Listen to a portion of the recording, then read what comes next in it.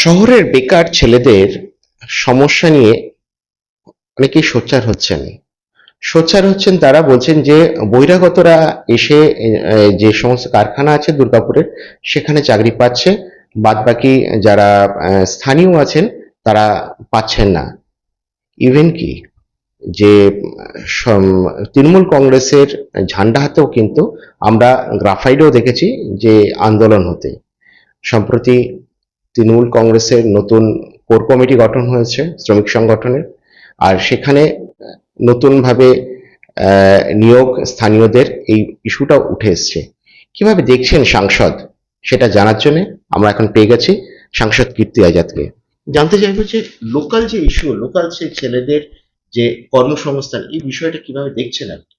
देखिए, अभी आपको मालूम है कि दीदी ने ये कमेटी पूरा बदला है और हमारे इंटक के जो अध्यक्ष हैं ऋतुव्रत, वो खुद आए थे और कमेटी को बदला है।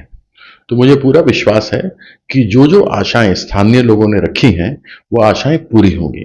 ये एकदम नया कमेटी है और इस कमेटी के अंदर जो लोग हैं अच्छे लोग हैं और मुझे पूरा विश्वास है कि जो भी लोकल समस्या है या रही होगी उनका समाधान होगा। আপনি তো বলছেন সমাধান হবে, নতুনভাবে যে স্থানীয় আছে তারা চাকরিও পাবে, কিন্তু এখনো পর্যন্ত আমরা যেগুলো যা দেখতে পাচ্ছি এই কমিটি গঠন হওয়ার পরে কিন্তু একটা তৃণমূল কংগ্রেসের ভিতরে একটা চোরা স্রোত বলছে, তাদের মধ্যে একটা ক্ষোভের সঞ্চার হয়েছে বলে দাবি করছে বিরোধীরা। এই বিষয়টা কিভাবে বলবেন, দেখছেন? देखिए, मुझे कोई आंतरिक रूप से विरोध का स्वर सुनाई नहीं दिया है। मैं इतना जानता हूं कि जो कमेटी का गठन किया गया है वो गठन किया गया सब कुछ स्ट्रीमलाइन करने के लिए। और सभी जानते हैं कि कमेटी बनती है, अभी आप देखिए अध्यक्ष लोग बदले, इसका ये थोड़ा ना मतलब जो पुराने चले गए वो खराब थे, लेकिन यह होता है कि नई नीति क्या होगी, आगे किस प्रकार से चलेगा। आपने जैसे बताया कि बाहर के लोग हैं, बाहर को तो हैं, लेकिन लोकल लोगों को यह नहीं मिला है। तो यह बात आपने सामने रखी है, यह बात मुझे पूरा विश्वास है कि कमेटी को भी मालूम होगा। तो आप जानते हैं कि अभी नया नया कमेटी बना है और बच्चा भी जब नया नया जब जन्म लेता है तो धीरे धीरे उसका दांत निकलता है, फिर वो चलता है, फिर पहले उसको दूध माँ का पीता है, फिर अन्नप्राशन होता है, फिर धीरे धीरे खाता है। तो समय लगेगा, लेकिन हमको नहीं लगता उतना लगेगा, 2-3 महीने के अंदर सब कुछ स्ट्रीमलाइन होगा। दुर्गापुर का एक बर्निंग जो प्रॉब्लम है वो है पॉल्यूशन। इसको लेकर आप बोलते हैं, इसको लेकर आप मीटिंग बुलाए थे और ये हाई लेवल का एक मीटिंग भी हुआ था दुर्गापुर में। अभी क्या फिलहाल क्या अपडेट क्या मिल रहा है? देखिए, 2 मीटिंग हमने इस विषय पर किया था, फिर हमने पढ़ा था कि डीएम भी इसको करेंगे। मुझे मालूम नहीं डीएम ने क्या किया क्या नहीं किया, लेकिन यह मामला बहुत गंभीर है, क्योंकि प्रदूषण हमें ही नहीं खराब कर रहा, लेकिन जो नवजात शिशु हैं उनके फेफड़े में, उनके लंग्स में भी ये पोल्यूशन जा रहा है। उसके साथ ही बहुत कुछ पोल्यूशन ऐसा भी है जो लोग बिना पानी को ट्रीट किए हुए, साफ किए हुए, उसको नदी में छोड़ दे रहे हैं। उसके कारण से क्या हो रहा है, जलवायु में, जल के अंदर तो है ही, वायु में तो पोल्यूशन जो चल ही रहा है चल रहा है, लेकिन जल में भी वह प्रदूषण जा रहा है।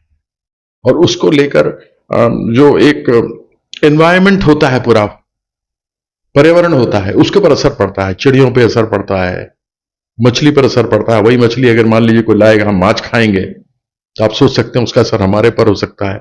सांस हम ले रहे हैं प्रदूषण में तो हमारे फेफड़ा, हमारा लंग्स गड़बड़ हो रहा है। इसको लेकर 2 बार हमने किया था, गहरी चिंता है।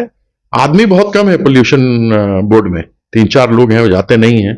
तो हमने बहुत ही गंभीरता से इस विषय को कर दिया है और अगर अगले महीने तक कुछ हमें मिला नहीं तो फिर हमको सड़क पर उतरना पड़ेगा।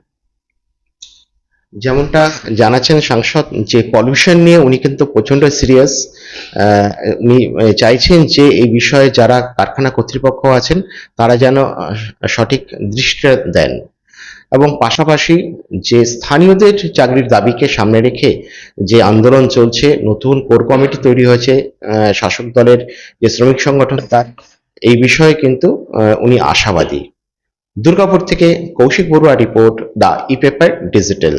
DSMS, a premier management college in Durgapur. Admission open for hotel management, hospital management, tourism management, BBA, BCA and nursing. Excellent training and placement assistance. Join now.